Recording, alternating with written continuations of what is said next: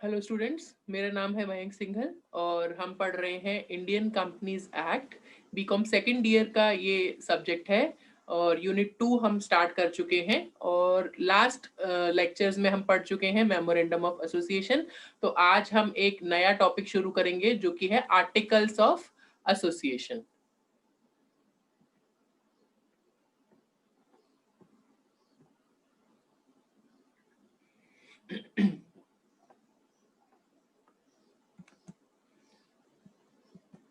तो article of association क्या होता है? जैसे मेमोरेंडम ऑफ एसोसिएशन को अपन एमओए बोलते हैं शॉर्ट में, ऐसे ही आर्टिकल्स ऑफ एसोसिएशन को हम यहाँ पर एओए भी बोलेंगे। ठीक है, तो याद रखिएगा एओए मतलब आर्टिकल्स ऑफ एसोसिएशन। ठीक है, according to section 2(5) of Companies Act of 2013, article means the articles of association of a company as originally framed or as altered from time to time in pursuance of any previous company law or of companies act 2013। जैसे कि आप देखेंगे, अगर आपको याद हो, आपने MOA की जो पहली डेफिनेशन देखी थी वो बिल्कुल सिमिलर थी, बिल्कुल इसी तरह की थी।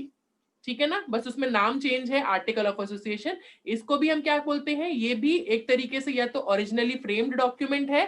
ओरिजिनली फ्रेम्ड मतलब जब कंपनी इनकॉर्पोरेट हुई थी तब ये फ्रेम किया गया था और इसके बाद इसको ऑल्टर किया गया है टाइम टू टाइम। इसमें अमेंडमेंट्स किए गए हैं, ऑल्टरेशंस किए गए हैं टाइम टू टाइम।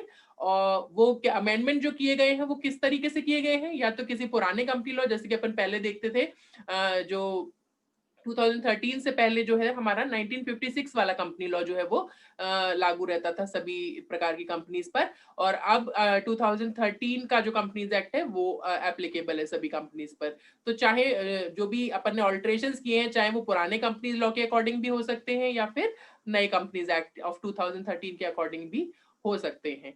ठीक है, ये तो इसकी डेफिनेशन की बात हुई। अब ये होता क्या है, इसमें क्या होता है? The article of association or articles are the rules, regulations and bylaws for the internal management of the affairs of the company. क्या होता है? This is a set of rules. ये नियम है, रेगुलेशंस है या फिर ऐसे बाय लॉज मतलब एक्स्ट्रा लॉज जो बनाए गए हैं किसी चीज को मैनेज करने के लिए। क्या मैनेज कर रहे हैं यहाँ पे हम? Internal management of affairs of the company. ये कंपनी के इंटरनल मैनेजमेंट के अफेयर्स को मैनेज करता है।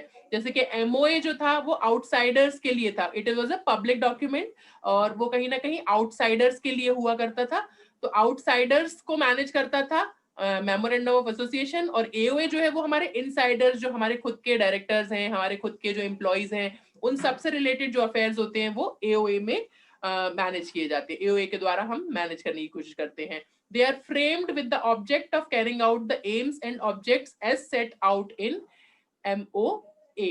ये क्यों बनाए गए हैं? आर्टिकल ऑफ एसोसिएशन के जो रूल्स, रेगुलेशंस और बायलॉज है वो क्यों बनाए गए हैं? With the single object of carrying out the AIIMS, यानी कि हम जो एमओए में लिखे हुए हमारे ऑब्जेक्ट्स और एम्स हैं उनको हम कैसे पूरा करेंगे। उसमें तो मोटे मोटे तौर पे हमने लिख दिया हमारा ये ऑब्जेक्टिव है। ठीक है ना, अब उस ऑब्जेक्टिव को पूरा करने के लिए हम क्या क्या करेंगे, ठीक है, और क्या क्या हमारी पावर्स है, हम क्या क्या कर सकते हैं, ये सब कौन बताएगा? हमारा आर्टिकल ऑफ एसोसिएशन। तो इसलिए ये एक सबऑर्डिनेट या फिर सपोर्टिंग डॉक्यूमेंट भी होता है हमारे मेमोरेंडम ऑफ एसोसिएशन का। ठीक है, अब इसका मीनिंग देखते हैं। ओए मींस क्या है? Rules and regulation subordinate to the memorandum of association. सारे वो रूल्स एंड रेगुलेशंस इसमें आ जाते हैं जो कि मेमोरेंडम ऑफ एसोसिएशन के साथ में सबऑर्डिनेट रहते हैं।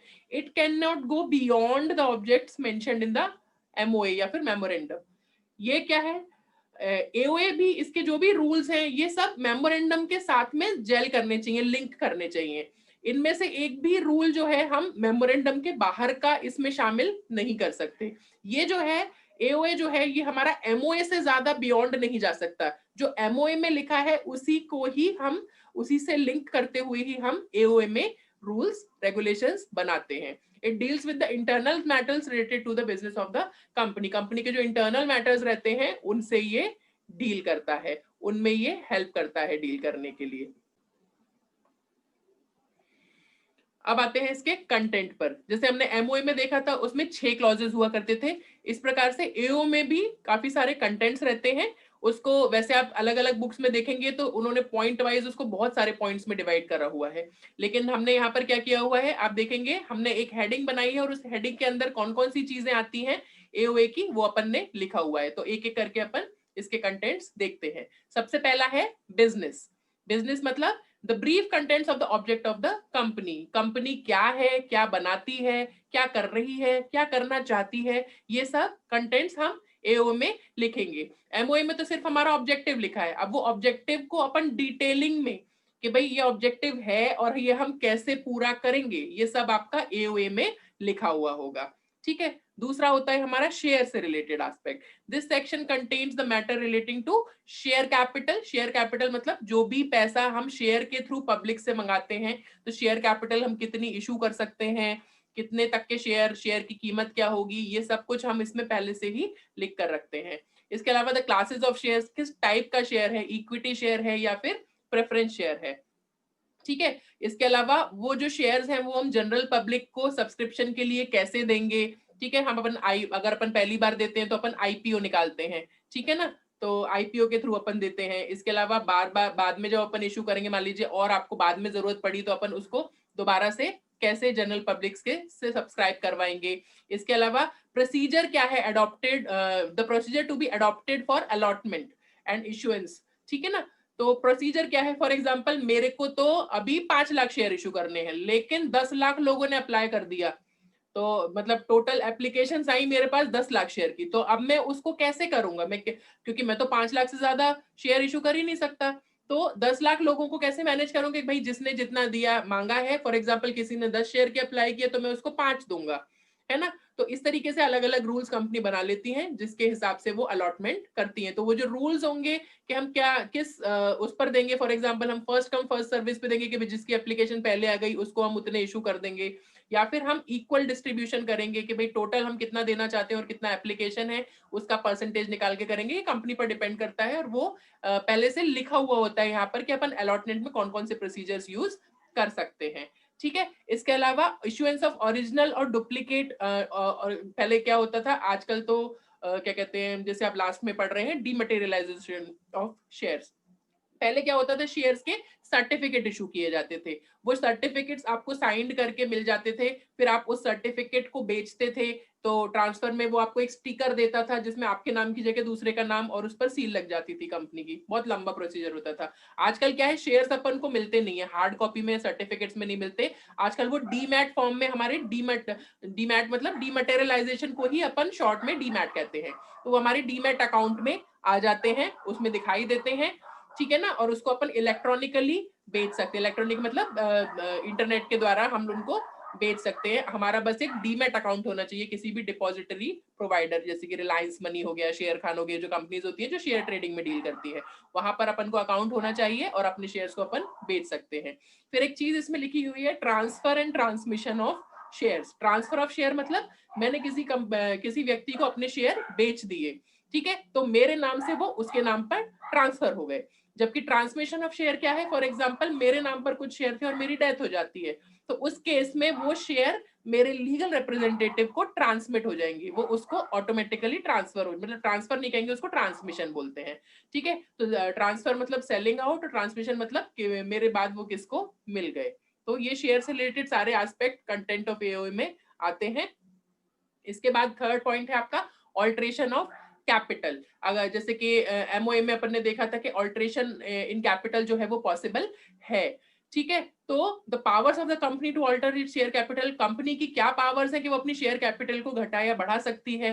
ठीक है, वो इसमें मेंशन रहता है। देन कैपिटलाइजेशन ऑफ प्रॉफिट, कि अगर कंपनी का कोई प्रॉफिट है उस प्रॉफिट को वो कैपिटल में कन्वर्ट कर सकती है या नहीं कर सकती है, ये भी इसमें मेंशन करना होता है। The procedure to be followed by exercising this power, अगर अपन ऑल्ट्रेशन ऑफ कैपिटल करते हैं तो अपन क्या प्रोसीजर फॉलो करेंगे। ठीक है ना, तो वो प्रोसीजर भी अपन उसमें लिख सकते हैं। इन केस ऑफ इमरजेंसी क्या प्रोसीजर होगा और नॉर्मल सर्कमस्टेंसेज में क्या प्रोसीजर होगा, ये सब कुछ अपन उसमें मेंशन करते हैं अपने एओए में। फोर्थ आता है आपका general meetings and board meetings का पॉइंट। इसमें क्या होता है, types of meeting of the company end of the directors, कितनी तरह की मीटिंग होती हैं। एक होती है आपकी एजीएम एनुअल जनरल मीटिंग, एक जनरल मीटिंग होती है, बोर्ड मीटिंग्स होती हैं, कई तरह की मीटिंग्स आपको देखने के लिए मिलेंगी किसी भी कंपनी में।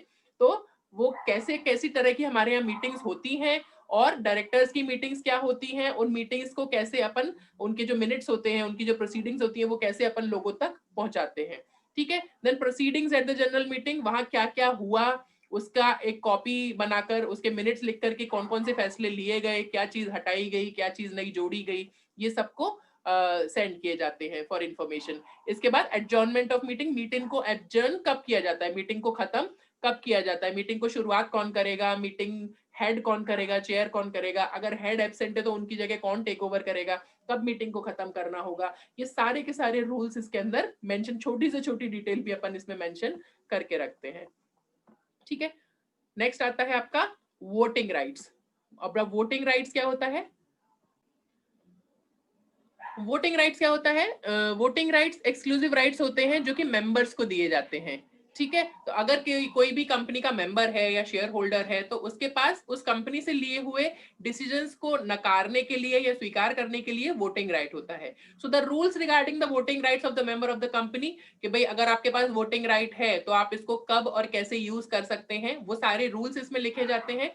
इसके अलावा the procedure of the voting in the meetings of the company, किस प्रोसीजर से वोटिंग की जाती है। फॉर एग्जाम्पल जैसे कि मान लीजिए 1000 सब्सक्राइबर्स हैं, 1000 शेयर होल्डर्स हैं, उनको हमने मीटिंग में वोटिंग के लिए आने के लिए इनविटेशन भेजा, उन 1000 में से मान लीजिए 500 ही टर्न अप हुए, 500 लोग आए ही नहीं, तो उस केस में क्या करेंगे, क्या हम जो आए हुए हैं उनसे ही वो जो आपका क्या कहते हैं ऑल्ट्रेशन है वो पास करा लेंगे, या फिर हम क्या कहते हैं उन लोगों को किस तरीके से अपन शामिल करेंगे, जैसे कि आजकल पोस्टल बैलेट सिस्टम होता है कि भाई जो लोग नहीं आ सकते हैं, या फिर अगर मान लीजिए बहुत सारे सब्सक्राइबर्स हैं, बहुत सारे शेयर होल्डर्स हैं, छोटे छोटे शेयर होल्डर्स हैं, और उनका भी वोट जरूरी होता है because voting right is there, तो वोटिंग राइट उनको मिला हुआ है, तो हम क्या करते हैं पोस्टल बैलेट सिस्टम से भी उनसे मंगा सकते हैं। हम उनके पास एक चिट्ठी भेजते हैं जिसमें पूरी डिस्क्रिप्शन रहती है कि मीटिंग में हम क्या डिसीजन लेना चाहते हैं, और उनको एक स्टैंप देते हैं, और स्टैंप को चिपकाने के लिए 2 जगह रहती हैं, यस और नो।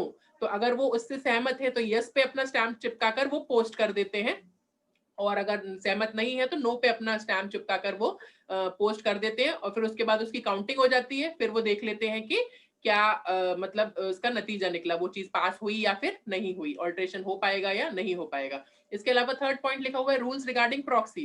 प्रॉक्सी क्या होता है, प्रॉक्सी जैसे कि अपन आप सभी ने सुना होगा क्लास में लोग प्रॉक्सी अटेंडेंस देते हैं, भाई जो बंदा आया भी नहीं है उसका फ्रेंड उसके बदले में अटेंडेंस दे देता है तो उसकी प्रेजेंट लग जाती है, उसको अपन प्रॉक्सी, हालांकि इलीगल होता है, ऐसा करना नहीं चाहिए, लेकिन यहाँ पर क्या होता है प्रॉक्सी भी लीगल हो सकता है। फॉर एग्जाम्पल भाई मुझे इन्विटेशन आया लेकिन मेरा कोई बहुत इंपॉर्टेंट काम है, मैं वहां नहीं आ सकता, तो क्या मैं अपनी जगह किसी और को भेज सकता हूँ, तो जो मेरी जगह जाएगा भले ही वो डिसीजन वही लेगा जो मेरा है, लेकिन वो मैं नहीं होऊंगा, वो कोई और होगा, उसको मेरा प्रॉक्सी कहा जाएगा। तो क्या प्रॉक्सी भेजना अलाउड है या नहीं है, तो ये सारी चीजें भी वोटिंग राइट्स में आ जाएगी, या फिर क्या मेरे बिहाफ पे मेरा प्रॉक्सी वोट कर सकता है या नहीं कर सकता, ठीक है। 6 पॉइंट आता है बोर्ड ऑफ डायरेक्टर्स के बारे में। तो बोर्ड ऑफ डायरेक्टर्स के बारे में तो हर एक छोटी छोटी चीज आपको इसमें मेंशन करनी होती है। The number and the name of the first director, पहले डायरेक्टर मतलब जब कंपनी शुरू हुई थी तब जो फर्स्ट डायरेक्टर्स थे उनके क्या नंबर हैं, कितने थे वो, और क्या उनके नाम है, ये अपन को बताना है, ये उसमें मेंशन रहता है। क्वालिफिकेशन ऑफ द सब्सिक्वेंट, बाद में जो डायरेक्टर है उनकी क्या क्वालिफिकेशन है, या फिर in order to be qualified to become a director in our company आपको क्या क्या क्वालिफिकेशंस होनी चाहिए, ठीक है ना। उसके बाद अपॉइंटमेंट ऑफ डायरेक्टर, डायरेक्टर को अपॉइंट कैसे किया जाता है, नए डायरेक्टर को अपॉइंट कैसे किया जाता है, पुराने को हटाया कैसे जाता है, ये सारी पोजीशन इसमें आ जाएगा process. Filling of the casual vacancy in the office of director, अगर ऑफिस ऑफ डायरेक्टर में कोई वैकेंसी निकलती है तो वो किस तरीके से उस वैकेंसी को फिल कर सकते हैं, उसका क्या प्रोसीजर होगा। The rules for fixation of the remuneration of director, director को कितना रेम्यूनरेशन मतलब सैलरी, तो डायरेक्टर्स की सैलरी क्या रहेगी, है ना, वो भी अपन इसमें लिखते हैं। There powers and duties and the way in which the directors can be remove, उनके पावर्स और ड्यूटीज क्या क्या है, डायरेक्टर की क्या पावर्स है, डायरेक्टर्स की क्या ड्यूटीज हैं, वो उसको फुलफिल करनी है, ये इसमें मेंशन रहती है कि अगर आप किसी कंपनी में डायरेक्ट बनते हैं तो आप डायरेक्टर बनते हैं तो आप क्या पावर्स हैं और आपकी क्या ड्यूटीज हैं। इसके अलावा अगर किसी कारणवश मुझे किसी डायरेक्टर को हटाना पड़ गया, किसी डिसिप्लिनरी एक्शन या किसी और कारण से जरूरी हो गया उसको हटाना, तो उसको हटाने के लिए मुझे क्या प्रोसीजर अपनाना पड़ेगा, ये भी इसमें लिखा जाता है आपके एओए में। नेक्स्ट आता है the seal of the company, जैसे कि आप जानते हैं हर एक कंपनी की एक कॉमन सील होती है, तो the rules regarding the safe custody of the common seal of the company, ये जो सील होगी ये कहाँ रखी जाएगी और ये कैसे सेफ रखी जाएगी, कौन के मतलब कौन होगा ऐसा कंपनी में जिसको कि उस सील की कस्टडी दी जाएगी। The procedure to be adopted while fixing it on the document, अगर किसी डॉक्यूमेंट में वो सील लगाई जानी है तो वो किस प्रोसेस के थ्रू, कि भाई वो डॉक्यूमेंट कैसे पहुंचेगा उस बंदे तक जिसके पास वो सील है, और वो कैसे ये इंश्योर करेगा कि हाँ इस पर ये सील लगाई जानी चाहिए या नहीं लगानी चाहिए, ये भी प्रोसीजर उसमें मेंशन होता है। The documents upon which the seal is to be affixed and the record to be maintained in this regard, ऐसे कौन से डॉक्यूमेंट्स होते हैं जिन पर की सील लगाना कंपलसरी होता है, तो वो लिस्ट भी अपन पहले से वहां मेंशन कर देते हैं, और उसका रिकॉर्ड कैसे रखा जाता है कि आज तक ये सील कहां कहां लगाई गई किस किस डॉक्यूमेंट पर। ठीक है, तो ये हो गया seal of the company. 8th आता है आपका dividend and reserves. Dividend and reserves में क्या आता है, डिविडेंड क्या होता है, डिविडेंड प्रॉफिट का वो हिस्सा होता है जो कि हम अपने शेयर होल्डर्स को रिवॉर्ड के रूप में देते हैं, कि भाई वो उन्होंने हमारे कंपनी के शेयर खरीदे, हम पर विश्वास जताया, इस कारण अगर हमें प्रॉफिट होता है तो उस प्रॉफिट का एक हिस्सा कंपनी जो होती है वो शेयर होल्डर्स को दे देती है उनकी लॉयल्टी के लिए। ठीक है, रिजर्व्स क्या होते हैं, ये अपन बना के रखते हैं कि कभी अगर मान लीजिए कोई इमरजेंसी सिचुएशन आ गई तो हम उस समय उन रिजर्व्स को यूज कर सकेंगे। तो डिविडेंड, भाई पेमेंट ऑफ डिविडेंड क्या होता है, इंटरिम डिविडेंड, फाइनल डिविडेंड, ये किस तरीके से पे किया जाता है, हम डिक्लेयर कैसे करते हैं कि हम डिविडेंड पे करने वाले हैं, या डिविडेंड पे हम कब करेंगे कब नहीं करेंगे, ये सारे रूल्स इस पे लिखे रहते हैं। Transfer of any amount to various reserve, जब कोई अमाउंट फॉर एग्जांपल प्रॉफिट ज्यादा हो गया, सरप्लस प्रॉफिट है, तो उसका हम रिजर्व बनाना चाहते हैं, तो वो हम कैसे बनाएंगे, उसको कैसे ट्रांसफर करेंगे अपन अलग अलग रिजर्व्स में, कंटिजेंसीज में। ठीक है, and the utilization of such reserve, और जो रिजर्व्स हमने बना के रखे हैं, फॉर एग्जांपल इमरजेंसी आ जाती है, या फिर मान लीजिए शेयर्स के दाम बहुत गिर जाते हैं, आपको अचानक कैपिटल की जरूरत पड़ती है, तो आपने एक रिजर्व बना के रखा हुआ था, तो उस रिजर्व को यूज करने से पहले क्या क्या प्रोसीजर करना पड़ेगा हमको, ये सब भी इसमें मेंशन किया जाता है। अब आता है rules regarding accounts and audit. Account और ऑडिट में क्या है, the books of account to be maintain, भाई अकाउंट बुक्स तो मेंटेन करना बहुत जरूरी है, कितने पैसे आ रहे हैं कितने जा रहे हैं ये तो मेंटेन करना इज वेरी इंपॉर्टेंट। उसके अलावा उनकी सेफ कस्टडी, वो बुक्स कहाँ रखी जाएंगी, ठीक है, the place where these books are to be kept, the inspection of books by the members. अब भाई किसी ने कुछ गलत लिख दिया तो उसको कौन इंस्पेक्ट करेगा, चेक करेगा, इसको ऑडिटिंग भी बोलते हैं, तो वो मेंबर्स के द्वारा कैसे इंस्पेक्शन किया जाता है, उसका कब कब इंस्पेक्शन किया जा सकता है। प्रिपरेशन ऑफ फाइनल स्टेटमेंट, जो अपन पीएनएल और बैलेंस शीट वगैरह बनाते हैं, वो अपन कब बनाएंगे, कैसे बनाएंगे, किससे अप्रूव कराएंगे, approval of the account of the company, company के अकाउंट्स को कौन अप्रूव करेगा, and the appointment of the auditors of the company and fixation of their remuneration. उन अकाउंट्स को चेक करने के लिए जो ऑडिटर्स होते हैं उनको अपन कैसे अपॉइंट करेंगे और उनको कितना पैसा दिया जाएगा, क्या उनकी सैलरी रहेगी, क्या उनका रेम्युनरेशन रहेगा, ये सब कुछ अपन पहले से ही मेंशन करके इसमें रख। नेक्स्ट पॉइंट है आपका notices. The notice to be issued to the members, directors and the creditors of the company. अगर अपन किसी मेंबर को कोई नोटिस इशू करना चाहते हैं, डायरेक्टर्स को कोई नोटिस इशू करना चाहते हैं, उन्होंने कुछ गलत किया है तो, या फिर कोई इन्फॉर्मेशन देना चाहते हैं to the creditors of the company, तो हम वो कैसे इशू करेंगे, क्या उसकी लैंग्वेज रहेगी और कौन उसको इशू करेगा, ये सारी चीजें इसके अंदर आ जाती हैं।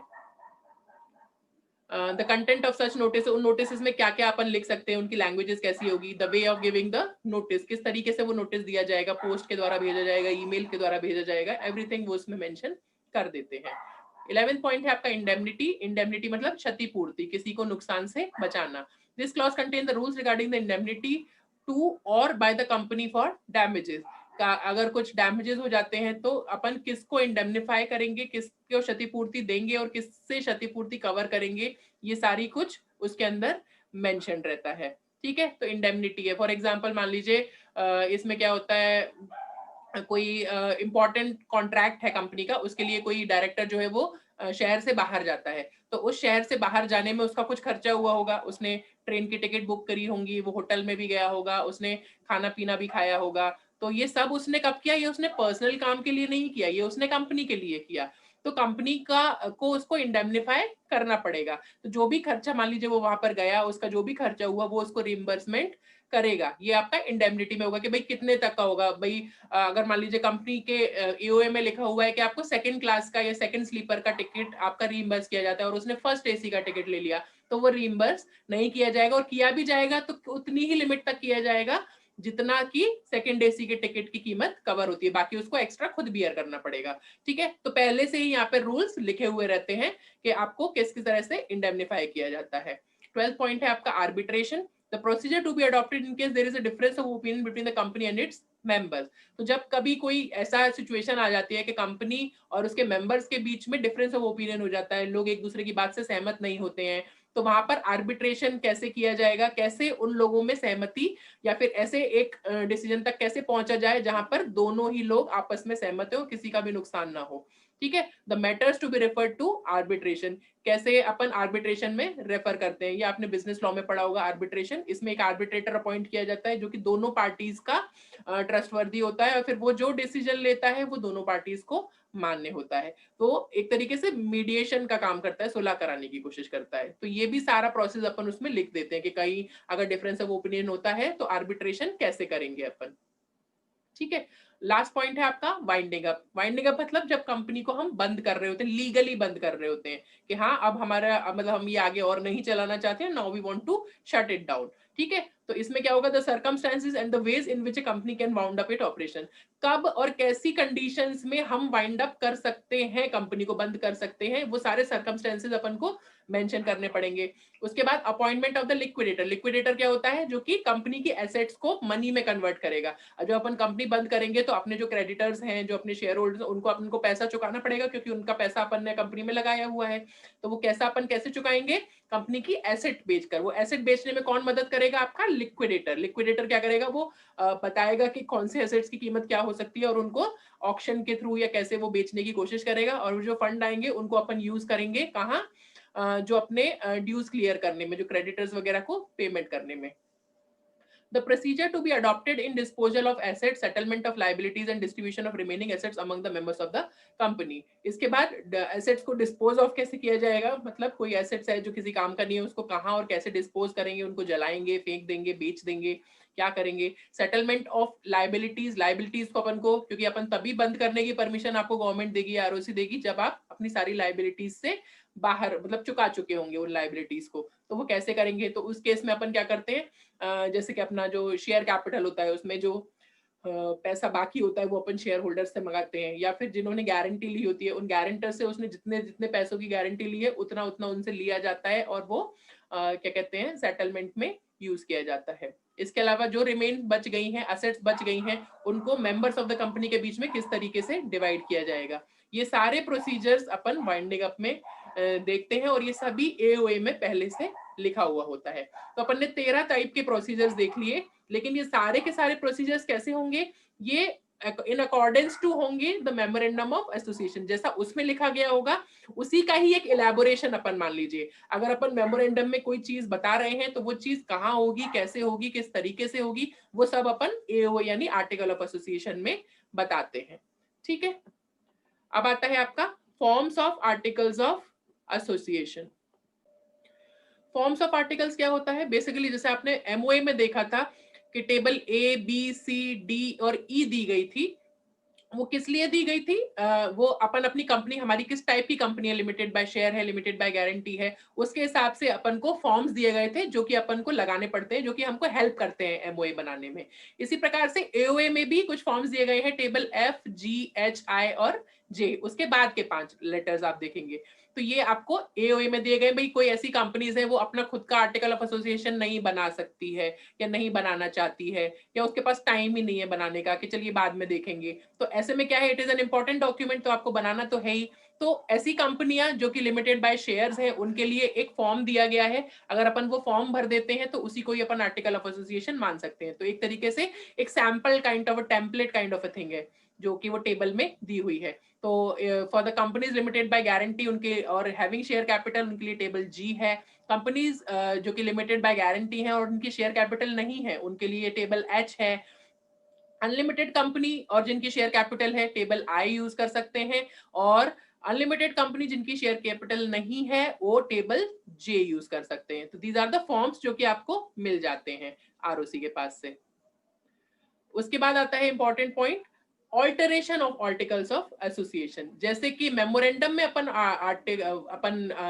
ऑल्टरेशन कर सकते हैं, वैसे ही आर्टिकल्स में भी अपन ऑल्टरेशन कर सकते हैं, क्योंकि मेमोरेंडम में करने से पहले आर्टिकल में भी आपको करना पड़ेगा, है ना। अपन एक तरीके से सीक्वेंस से ही चलेंगे, क्योंकि आर्टिकल्स क्या है, it is an extension of memorandum of association only, ठीक है। तो alteration in any clause of the articles can be made only if the same is permitted by the memorandum and its ordinance, ठीक है। हम article of association AOA में alteration तभी कर सकते हैं जब उसकी परमिशन हमारे एमओए में दी गई हो। अगर एमओए में ये लिखा है कि ऑल्टरेशन में आर्टिकल चेंज नहीं हो सकते, तो आप ऑल्टरेशन नहीं कर सकते एओए में, ठीक है ना। तो ऑल्टरेशन तभी पॉसिबल है जब उसकी परमिशन हमें मिली हुई है मेमोरेंडम में या उससे रिलेटेड ऑर्डिनेंस में।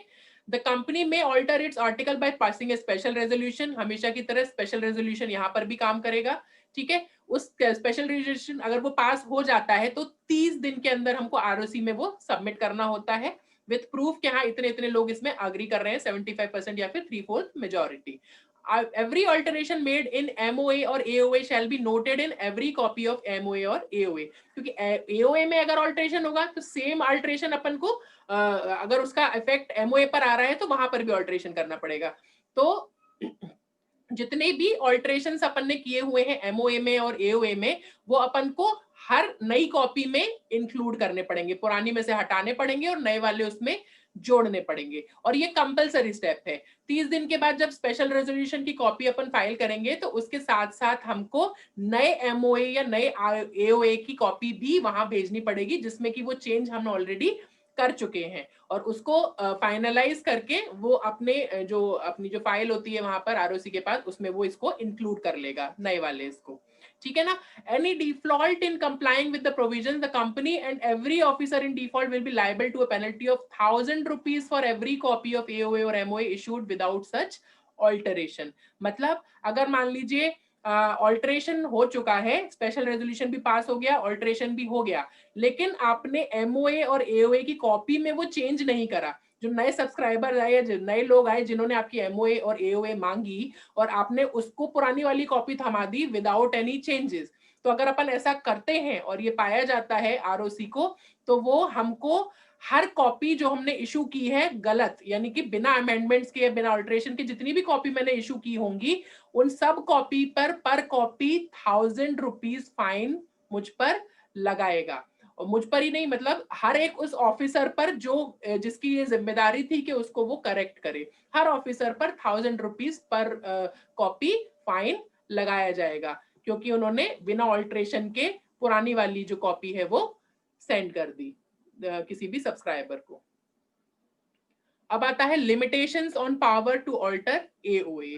अब एओ के अपन ऐसे ही कहीं भी ऑल्टर नहीं कर सकते, कुछ लिमिटेशंस भी उसमें लगी हुई हैं, ठीक है ना। तो वो लिमिटेशंस को ध्यान में रखते ही अपन ऑल्टरेशंस करेंगे। सबसे पहले must not be against the provision of companies act, कोई भी ऑल्टरेशन जो हम उसमें करने वाले हैं, कोई भी चेंज जो हम उसमें करने वाले हैं, वो कंपनी एक्ट के अकॉर्डिंग होना चाहिए, उसके प्रोविजंस के अकॉर्डिंग होना चाहिए, उसके अगेंस्ट नहीं जाना चाहिए, क्योंकि सबसे बड़ा होता है कंपनीज एक्ट, कंपनीज एक्ट के बाद होता है आपका एमओए, एमओए के बाद होता है आपका आर्टिकल ऑफ एसोसिएशन, उसके बाद होते हैं आपके मेंबर्स या फिर शेयर होल्डर्स या डायरेक्टर जो भी होते हैं, ठीक है ना। तो सबसे बड़ा कंपनीज एक्ट है, तो उसके प्रोविजन के हिसाब से भी होना चाहिए। और सेकंड पॉइंट क्या कहता है, it must not be inconsistent to MOA, MOA के प्रोविजन से भी इनकंसिस्टेंट नहीं होना चाहिए, उसकी कंसिस्टेंसी होनी चाहिए, जो एमओए में कहा गया है उसी का ही एक एक्सटेंशन होना चाहिए, कुछ अलग से नई बात उसमें नहीं जोड़नी चाहिए जो कि हमारे एमओए में थी ही नहीं और हमने जबरन एओए में वो डाल दी, तो वो गलत हो जाएगा।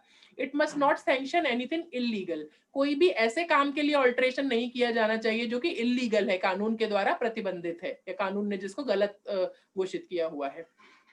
Not be inconsistent with any alteration made by tribunal, अगर किसी ट्रिब्यूनल ने जांच के बाद कोई ऑल्टरेशन किया है, उस ऑल्टरेशन के भी डिफरेंट नहीं होना चाहिए, ठीक है। Approval of central government for conversion of public company to private company, अगर एओए में अपन इसलिए ऑल्टरेशन कर रहे हैं कि हम पब्लिक कंपनी को प्राइवेट कंपनी में कन्वर्ट करना चाहते हैं, तो इधर सेंट्रल गवर्नमेंट का प्री अप्रूवल लगता है, हम उनसे पहले अप्रूवल लेंगे कि क्या हम ऐसा कर सकते हैं, जब वो अप्रूवल देगी तभी अपन इस प्रोसेस को आगे बढ़ा सकते हैं। Should not cause breach of a contract or should not avoid any previous contract, alteration करने से कोई कॉन्ट्रैक्ट टूट रहा है या फिर जो पहला कॉन्ट्रैक्ट है जो हम पहले से कर चुके हैं उसको अवॉइड करने के लिए हमने ऑल्टरेशन किया, ठीक है ना। मान लीजिए कोई किसी कंपनी के साथ में मेरा पहले से कोई कॉन्ट्रैक्ट हो गया और मुझे लगता है कि वो कॉन्ट्रैक्ट मुझे तोड़ देना चाहिए, लेकिन अगर मैं कॉन्ट्रैक्ट तोड़ता हूं तो मेरा नुकसान होगा, तो मैंने क्या किया, अपने एओए में उसको चेंज कर लिया कि ऐसा कोई कॉन्ट्रैक्ट मैं कर ही नहीं सकता, जिससे कि वो कॉन्ट्रैक्ट जो है वो नल एंड वॉइड हो जाएगा। तो अगर ऐसा उसने साबित कर दिया कि ये जानबूझ के अवॉइड करने के लिए किया गया है किसी प्रीवियस कॉन्ट्रैक्ट को, या फिर किसी मतलब हमारी जो नई कंडीशन है वो पुरानी कंडीशन के किसी कॉन्ट्रैक्ट को तोड़ रही है, तो इस तरीके के ऑल्टरेशंस को आरओसी जो है वो अवॉइड करती, मतलब अलाउड नहीं करता है। ठीक है। No increase in the liability of members without consent. अगर हम ऑल्टरेशन कर देते हैं इसलिए कि हम मेंबर्स की लाइबिलिटी को बढ़ा सकें बिना उनकी मर्जी के, तो वो भी अलाउ नहीं किया जा सकता। मेंबर्स की लाइबिलिटी एमओए में भी अपन ने देखा था तभी बढ़ा सकते हैं जब वो अपनी रिटर्न कंसेंट देते हैं कि हमें कोई प्रॉब्लम नहीं है कि आप हमारी लाइबिलिटी को और बढ़ाएं। ठीक है। फिर है alteration should be done by special resolution only. जो भी ऑल्टरेशन है वो स्पेशल रेजोल्यूशन के द्वारा ही होना चाहिए। ऐसा नहीं कि ऑर्डिनरी रेजोल्यूशन की कॉपी लगा दी और अपन ने ऑल्टरेशन कर दिया, नहीं। स्पेशल रेजोल्यूशन मतलब स्पेशल रेजोल्यूशन 3/4 मेजोरिटी के साथ में ही वो पारित होना चाहिए। Must be for the benefit of the company. ये तो एक बेसिक पॉइंट है कि जो भी ऑल्टरेशन हम कर रहे हैं वो कंपनी के फायदे के लिए होना चाहिए, ना कि किसी और को नुकसान पहुंचाने के लिए। No fraud on minority. Minority पर कोई फ्रॉड नहीं होना चाहिए। माइनॉरिटी मतलब ऐसे लोग जो कि कम संख्या में है कंपनी में, तो हम उनको दबा रहे हैं, मतलब ऐसे लोग हैं जो नहीं चाहते, तो हम लोगों ने ऐसे कई सारे लोग, क्योंकि हम जानते हैं कि माइनॉरिटी मतलब मेजोरिटी रूल चलता है कंपनी के अंदर, तो जो लोगों की सहमति होती है, ज्यादा लोग जिस बात पे सहमत होते हैं उसी को ही माना जाता है। तो कहीं ऐसा तो नहीं कि अपन गलत चीज को लोगों से सहमत करा के माइनॉरिटी के अधिकारों को दबा रहे हैं, या फिर माइनॉरिटीज के या फिर जिनके फेवर में कम लोग हैं उनको अपन दबाने की कोशिश या उनके साथ फ्रॉड करने की कोशिश कर रहे हैं। ये आप पढ़ेंगे लास्ट यूनिट में, ऑपरेशंस एंड मिसमैनेजमेंट करके जो यूनिट है उसमें अपन इसको और डिटेल में देखेंगे। फिर है रिट्रोस्पेक्टिव ऑल्टरेशंस। एओए में रिट्रोस्पेक्टिव इफेक्ट यानी कि पुराने तारीख से, आज मैंने ऑल्टर किया और डेट मैंने पहले की डाल दी, 1 महीने पहले की, ये रिट्रोस्पेक्टिव ऑल्टरेशन भी पॉसिबल होते हैं। तो इसको ध्यान से रखना चाहिए कि कहीं ऐसा तो नहीं कि किसी प्रीवियस कॉन्ट्रैक्ट को अवॉइड करने के लिए या फिर कोई प्रीवियस अपनी गलती को छुपाने के लिए हम रिट्रोस्पेक्टिव ऑल्टरेशंस कर रहे हैं। अगर ऐसा साबित होता है तो वो अलाउड नहीं होंगे, वो ऑल्टरेशंस खारिज हो जाएंगे। लेकिन हाँ, अगर कंपनी के बेनिफिट के लिए है तो retrospective alterations are also possible in AOA. ठीक है। लेकिन एमओए में ये पॉसिबल नहीं होता। एमओए में अपन रिट्रोस्पेक्टिव इफेक्ट से कुछ नहीं कर सकते, जो भी होगा अभी प्रेजेंट इफेक्ट से या फिर फ्यूचर इफेक्ट से होगा, ना कि पुराने इफेक्ट से। लेकिन एओए में अगर कंपनी के फायदे के लिए है तो रिट्रोस्पेक्टिव अल्टरेशंस आर पॉसिबल, कर सकते हैं। Alteration can not be made unalterable. ऐसा ना हो कि अपन ने ऐसा ही ऑल्टरेशन कर दिया कि हम आगे कोई ऑल्टरेशन कर ही ना पाए। मुझे लगा कि मैंने कोई रूल बनाया और कल को कोई उसको चेंज कर दे, इसलिए मैं एक ऐसा रूल बना देता हूं कि उस रूल को कोई चेंज ही नहीं कर पाए या फिर आगे से कोई रूल चेंज ही नहीं होगा। तो इस तरीके के भी ऑल्टरेशंस उसमें पॉसिबल नहीं होते, जो कि किसी और ऑल्टरेशन को अनऑल्टरेटेबल बना ले। थोड़ा सा कॉम्प्लिकेटेड हो रही है लैंग्वेज, मतलब किसी और चेंज को चेंज ही ना होने दे, ऐसा कोई ऑल्टरेशन मैंने कर दिया तो वो गलत हो जाएगा। ठीक है। तो these are the limitation of powers to alter AOA. अब आते हैं अपन इसके लास्ट और बहुत इंपॉर्टेंट टॉपिक पर, जो है difference between MOA and AOA. Difference में क्या है? एमओए और एओए जो होते हैं वो दोनों एक दूसरे के कॉम्प्लीमेंट्री डॉक्यूमेंट होते हैं। मतलब एमओए के बिना एओए का कोई अस्तित्व नहीं है और एओए के बिना एमओए का कोई अस्तित्व नहीं है, तो दोनों एक दूसरे के कॉम्प्लीमेंट्री होते हैं। ठीक है। फिर भी कई बार इसमें डिफरेंस पूछा जाता है कि भाई एमओ है मेमोरेंडम ऑफ एसोसिएशन और एओए यानी आर्टिकल ऑफ एसोसिएशन में बेसिक डिफरेंस क्या होता है। तो हमने कुछ बेसिस लिए हुए हैं, उन बेसिस पर अपन इसके डिफरेंसेस को स्टडी करते हैं। तो पहला बेसिस ऑफ डिफरेंस है आपका objective. MOA defines the character of the company and the scope of its activities, जबकि AOA defines the rules and regulations of the company। MOA क्या करता है? कंपनी क्या है, कैसी है, क्या कर सकती है, कौन कौन सी चीजें करेगी और किस दायरे में रहकर करेगी, ये MOA बताता है। जबकि AOA क्या बताता है कि भाई कंपनी में क्या रूल्स है और क्या रेगुलेशंस है जिनको सभी कंपनी मेंबर्स को फॉलो करना पड़ेगा। तो ये AOA बताता है। It is a supporting document of MOA। Position, it is the main document of a company which is subordinate to the companies act। MOA जो है ये मेन डॉक्यूमेंट माना जाता है, इसके बिना तो कंपनी फॉर्म ही नहीं हो सकती, तो MOA तो होना ही चाहिए। और ये किसके सबऑर्डिनेट है, किसके अकॉर्डिंग ये मेन डॉक्यूमेंट बना है? कंपनीज एक्ट के अकॉर्डिंग, क्योंकि कंपनीज एक्ट के अकॉर्डिंग कोई भी नई कंपनी खुल रही है उसके पास अपना खुद का MOA होना ही चाहिए। और एओए में क्या है, it is the subsidiary document of a company which is subordinate to both MOA and the companies act. ये सब्सिडरी एसोसिएट डॉक्यूमेंट है, पहले एमओए बन जाएगा उसी के बाद एओए बनेगा, तो it is a subsidiary document. और ये सबऑर्डिनेट किसके है, एमओए के। पहले तो ये एमओए के हिसाब से होना चाहिए और फिर ये कंपनीज एक्ट के हिसाब से होना चाहिए, तो दोनों एमओए और कंपनीज एक्ट का ये सब्सिडरी डॉक्यूमेंट हो जाता है। तीसरा पॉइंट है आपका relationship. The MOA establishes the relationship between company and the outsiders, जबकि AOA defines the relations of the company with its members या insiders। members कौन होते हैं, जो कंपनी के खुद के होते हैं, ठीक है।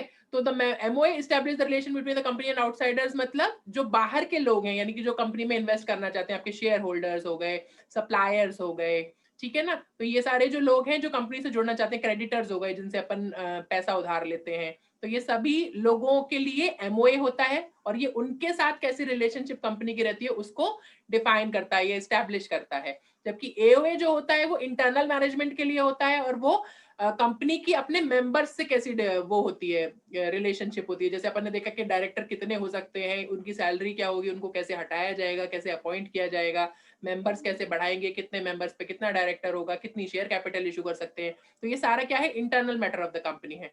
तो ये अपने मेंबर्स के साथ या अपने लोगों के साथ ही अपने रिलेशन को डिफाइन करता है एओए। और एमओए जो होता है वो आउटसाइडर्स यानी कि आपके शेयर होल्डर्स, सप्लायर्स, क्रेडिटर्स, उनके साथ में रिलेशनशिप को डिफाइन करता है, इस्टेब्लिश करता है। फिर आता है आपका fourth point, alteration. Altering the MOA requires the approval of statutory authority and the AOA can be easily altered by passing a resolution। ठीक है।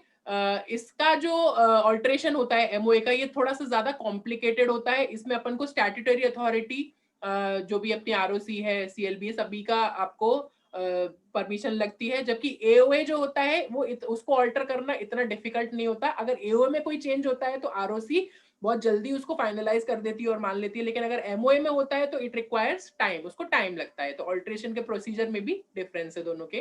फिर आता है ratification. Acts beyond MOA can not be ratified and acts beyond the AOA can be ratified by the members if they do not violate the MOA. मतलब ratification मतलब होता है किसी के द्वारा किए गए काम को स्वीकार कर लेना। अगर अपन उसको स्वीकार कर लेते हैं तो कोई प्रॉब्लम नहीं होती, अगर अपन अस्वीकार करते हैं तो प्रॉब्लम होती है, ठीक है। तो अगर कोई भी काम जो कि एमओए के बाहर किया गया है, मतलब एमओए से डिफरेंट, एमओए में ऐसा नहीं लिखा गया था फिर वो किया गया है, तो दुनिया की कोई ताकत उसको रेटिफाई नहीं करवा सकती, वो वॉइड होगा। उसको कोई भी, चाहे वो डायरेक्टर हो चाहे कोई हो, कंपनी का मालिक हो, वो उसको रेटिफाई नहीं करा सकता अगर वो अपने एमओए के दायरे से, लिमिट से बाहर जाता है। लेकिन अगर एओए के दायरे से बाहर जाता है तो हम उसको रेटिफाई कर सकते हैं। कोई चीज एओए में नहीं लिखी हुई थी लेकिन फिर भी हमने कर दी क्योंकि वो कंपनी के फायदे के लिए जरूरी थी, तो मेंबर्स क्या कर सकते हैं, उस किए हुए काम को, फॉर एग्जांपल मान लीजिए बहुत इंपॉर्टेंट कोई कॉन्ट्रैक्ट साइन होना था, लेकिन जिसके द्वारा वो साइन होना था वो वाला डायरेक्टर वहां पर अवेलेबल ही नहीं था, तो दूसरे डायरेक्टर ने उसके बिहाफ पे वो साइन कर दिया। तो वैसे देखा जाए तो ये गलत है, लेकिन अगर वो प्रोजेक्ट फायदे का है तो क्या होगा, उसने जो किया वो सही है, तो बाकी के लोग कहते हैं कि भाई हाँ तुमने जो किया वो उस हिसाब से, उस समय के हिसाब से आपने ठीक किया, और उसको रेटिफाई कर देते हैं तो वो सही हो जाता है। लेकिन वो जो भी उसने किया है वो एमओए को वायलेट नहीं करना चाहिए, मतलब एमओए के हिसाब से होना चाहिए। भले ही वो एओए के बाहर हो लेकिन एमओए के हिसाब से होना चाहिए, तो उस एक्ट को रेटिफाई किया जा सकता है। जबकि एमओए में किसी भी एक्ट को रेटिफाई, उसके बाहर के किसी भी एक्ट को रेटिफाई नहीं किया जा सकता। और लास्ट पॉइंट है नेसेसिटी। एमओए जो है ये एक नेसेसरी डॉक्यूमेंट है, ये तो चाहिए ही चाहिए जब आपको इनकॉर्पोरेशन करना है कंपनी का। हाँ, इनकॉर्पोरेशन हो जाता है उसके बाद अपन एमओए से एओए बना सकते हैं, लेकिन कंपनी फॉर्म होने में it is a necessary document, जबकि AOA is a secondary document. और भी कई डिफरेंसेस बुक में दिए होंगे, आप चाहें तो देख सकते हैं। So with this we came to the end of this topic, that is article of association. I hope आपको ये टॉपिक भी अच्छे से समझ में आ गया होगा। बुक्स आप रेफर कर सकते हैं, जीके वार्ष्णे की बुक है वो आप रेफर कर सकते हैं। इसके अलावा आप एनडी कपूर की बुक है, जो भी बुक आपको अवेलेबल है आपके सिलेबस में वो नीचे मेंशन किया होता है, वो वाली बुक्स आप रेफर कर सकते हैं। और कोई भी प्रॉब्लम हो तो वहां से आपको हेल्प मिल जाएगी। आई होप आपको आज का लेक्चर अच्छा लगा होगा और आपको जो भी मैंने बताया है वो समझ में आया होगा। चलिए, thank you and have a nice day. Thank you so much.